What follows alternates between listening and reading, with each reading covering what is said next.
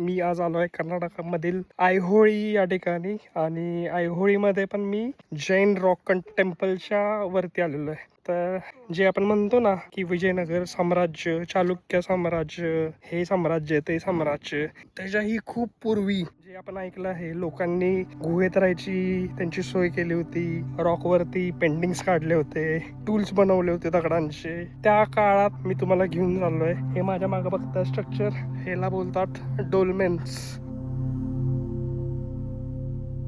तर असे बरेच आहेत इथं या पठारावरती.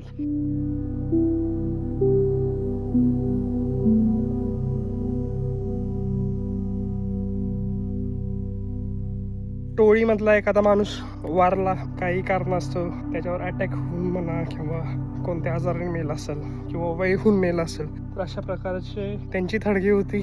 बॉडीला इथं ठेवलं जायचं का तरच कोल्हे, बिबट्या किंवा गिधड वगैरे येऊन त्याची बॉडी खाऊ नये यासाठी हे स्टोनचं स्ट्रक्चर बनवलं जायचं.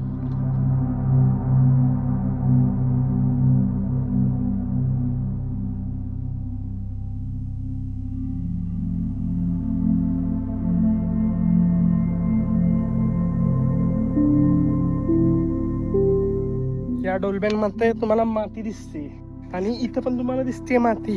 तर ते मातीचं रूपांतर झालंय वारुळामध्ये. याचा अर्थ डेड बॉडी झाकून ठेवायला मातीचा पण वापर केला आणि कालांतरानं त्या मातीचं आणि त्या डेड बॉडीचं रूपांतर वारुळात झालेलं आहे.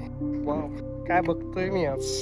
हे म्हणजे माझी बकेट लिस्ट होती की आता हे असं जगभरात आहे बरं का, फक्त इंडियातच सापडले असं नाहीये. सेम टेक्निक यूज केलेले आहेत. आज मी एन्शंट ग्रेव्ह यार्ड मध्ये आलेलो आहे.